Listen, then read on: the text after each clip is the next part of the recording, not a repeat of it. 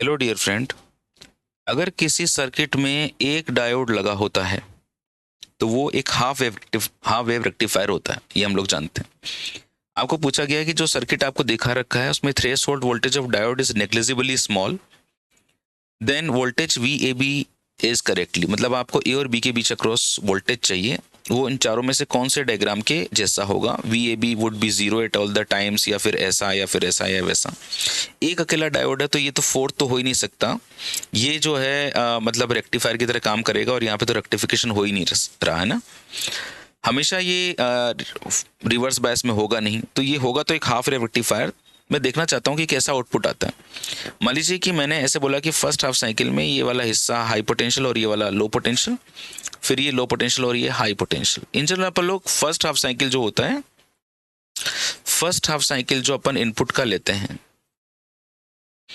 उसमें हम इस वाले हिस्से को हाई पोटेंशियल और यहाँ पे लो पोटेंशियल ले लेते हैं, और फिर उसके बाद में रिवर्स कर देते हैं।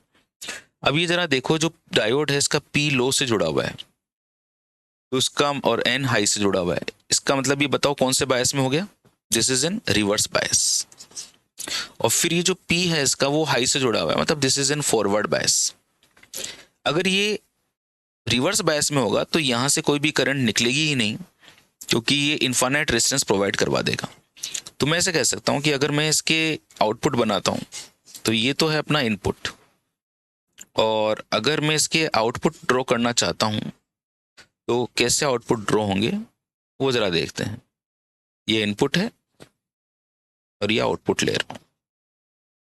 तो फर्स्ट हाफ साइकिल में अपना डायोड रिवर्स बायस की तरह काम कर रहा है, और रिवर्स बायस की तरह काम करेगा तो हमें आउटपुट में कुछ मिलेगा ही नहीं, नथिंग।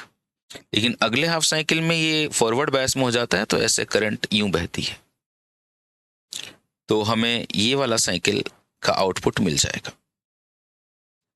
फिर अगेन अगले हाफ साइकिल में ये रिवर्स बायस में आ जाएगा और there will be no current.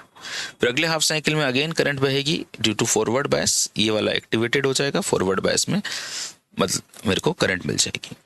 सो जो मेरे आउटपुट मिल रहा है वो ये वाले आउटपुट मिल रहे हैं। मैं अगर अपने ऑप्शंस पे देखूंगा तो this is the correct answer. Okay.